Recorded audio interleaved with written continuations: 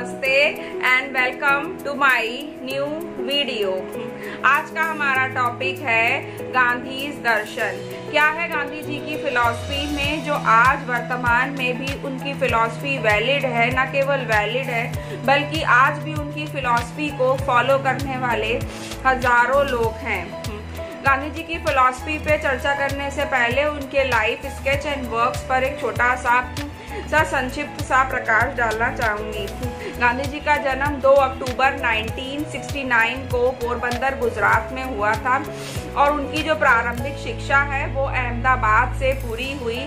प्रारंभिक शिक्षा प्राप्त करने के बाद में ये विदेश गए और वहाँ की लंदन यूनिवर्सिटी से उन्होंने बैरिस्टर की डिग्री प्राप्त करके सबसे पहले वो साउथ अफ्रीका गए और साउथ अफ्रीका में ही जाने के बाद से वो इंडियन पॉलिटिक्स में सक्रिय हुए। बापू का प्यारा नाम बापू जो है वो उनको राजकुमार शुक्ला ने दिया था और महात्मा गांधी को नाम महात्मा स्वामी श्रद्धानंद द्वारा दिया गया था। महात्मा गांधी ने हरिजन, यंग इंडिया द्वारा न्यूज़पेपर्स का भी संपादन किया। इसके साथ साथ में उनकी प्रमुख पुस्तकें हैं सत्य के साथ मेरे प्रयोग, the experiments with truth, the experiential Gandhi. इसके साथ में होम रूल इन इंडिया नामक प्रसिद्ध पुस्तकें महात्मा गांधी द्वारा लिखी गई हैं। महात्मा गांधी के फिलॉसफी के जो हैं वो प्रमुख 4 स्तंभ थे। पहला था सत्य, दूसरा अहिंसा, तीसरा है सत्याग्रह और चौथा है सर्वोदय। सत्याग्रह उन्होंने शांतिपूर्ण तरीके से अपने बात को मनवाने का प्रयत्न किया। उन्होंने बिना किसी गोला बारूद के अपने बात को अंग्रेजों के सामने, अंग्रेजी शासन के सामने रखा। सर्वोदय का अर्थ है उन्होंने एक क्लासलेस सोसाइटी का जो कंटेंट है वो रखा। उन्होंने वर्गलेस मतलब कि कोई छोटा ना हो, कोई बड़ा ना हो, अमीर ना हो, गरीब ना हो। उन्होंने सर्वोदय समाज की आदर्श संकल्पना प्रस्तुत करी। इसके साथ साथ में उन्होंने असतेह मतलब अपरिग्रह मतलब जितना हमारी जरूरत है उतना ही संग्रह करना, ब्रह्मचर्य का पालन करना। इसके साथ साथ में उन्होंने सत्य, अहिंसा, अपरिग्रह, असतेह, सर्वोदय समाज के जो उन्होंने बेसिक प्रिंसिपल्स थे उस पर इन्होंने फोकस किया। इन्होंने व्यक्ति को स्वावलंबी बनने का शिक्षा दी ताकि खादी कपड़ों का प्रयोग को उन्होंने आवश्यक उस समय के हिसाब से माना। अगर गांधी जी के संपूर्ण दर्शन को हम सिर्फ एक ही लाइन में एक्सप्लेन करें तो हम कह सकते हैं कि उनका दर्शन अपनी सेटिंग्स में नेचुरलिस्टिक था या प्रकृतिवाद था, अपने एम्स में, उद्देश्यों में आदर्शवाद था और अपने मेथड्स में जो है वो प्रयोजनवाद था। यानी जो उनका दर्शन है वो प्रकृतिवाद, प्रयोजनवाद और आदर्शवाद का मिला जुला रूप है।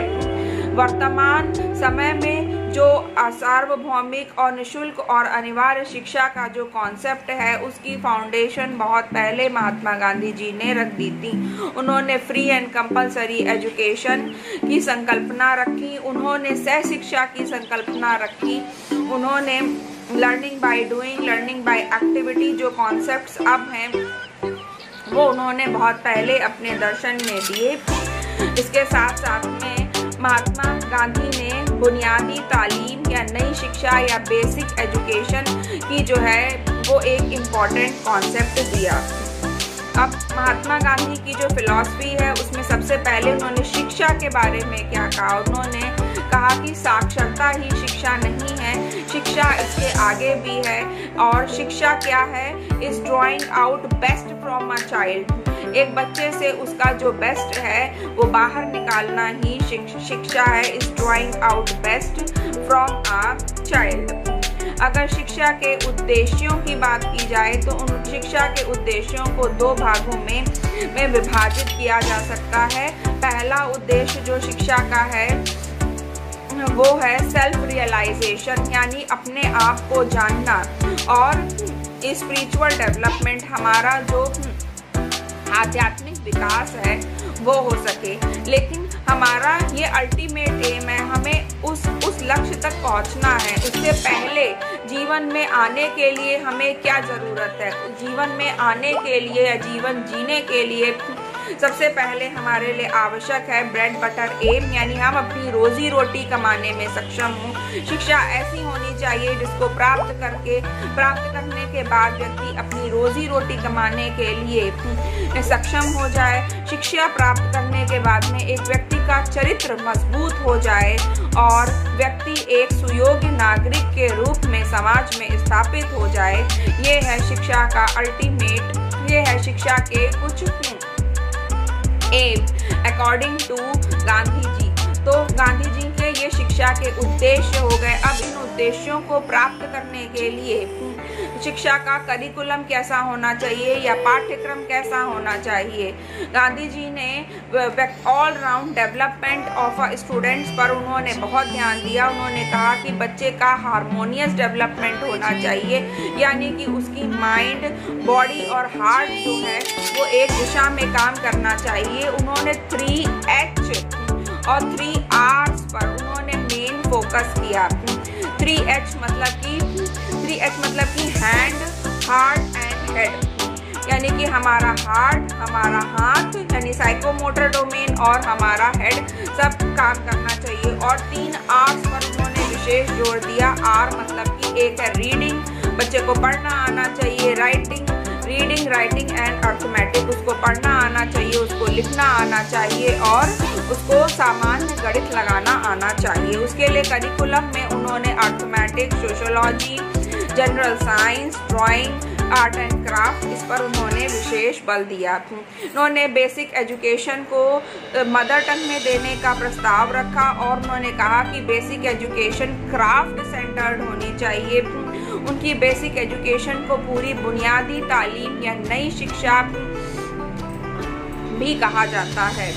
अगर हम शिक्षा की शिक्षण विधियों की बात करें या फिर हम अगर कहें कि उन मेथड्स ऑफ टीचिंग क्या होने चाहिए, तो मेथड्स ऑफ टीचिंग है क्राफ्ट सेंटर्स की सभी विषयों को क्राफ्ट से इनकॉर्पोरेट करके उनको पढ़ाना चाहिए। क्राफ्ट को उन्होंने मेन फोकस किया क्योंकि उन्होंने शिक्षा को जो है वो सेल्फ सपोर्टिव, बच्चा शिक्षित होने के बाद में सेल्फ सपोर्टिव हो जाए। 6 से लेकर 8 तक पढ़ाई करने के बाद में या 1 से लेकर 8 तक की पढ़ाई करने के बाद में बच्चा अपनी जीविकोपार्जन करने के लिए तैयार हो जाए। उसके लिए ज़रूरी है कि उसको कुछ न कुछ सामान्य उद्योग सिखाए जाएं, जैसे कि मूर्तियां बनाना, खिलौने बनाना, चटाई, कढ़ाई, ताकि वो अपना जीविकोपार्जन जो है वो उसको बेच करके जो है वो कमा सके। इसीलिए उन्होंने क्राफ्ट पर बेसिकली जोर दिया। क्राफ्ट के साथ में लर्निंग बाय डूइंग, बच्चे करके सीखें, बच्चे एक्टिविटी के द्वारा सीखें, लेक्चर मेथड, शास्त्रार्थ, क्वेश्चन आंसर मेथड द्वारा सीखें। साथ साथ में शिक्षक क्या होना चाहिए। शिक्षक को उन्होंने ऐसा कहा कि बच्चा जो है वो अपने शिक्षक से सबसे अधिक सीखता है इन कंपैरिजन टू बुक्स से और समस्याओं से। इसलिए शिक्षक को ऐसा होना चाहिए जो समाज के लिए डेडिकेटेड हो, समाज को अपना बेस्ट देने के लिए वो अपने विषय का ज्ञाता हो।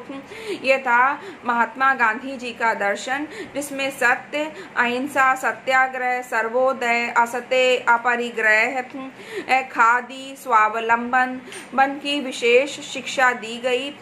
आशा करती हूँ आपको मेरा ये वीडियो पसंद आया होगा और इसी तरह के अन्य और वीडियोस देखने के लिए मेरे चैनल को सब्सक्राइब अवश्य करें। धन्यवाद।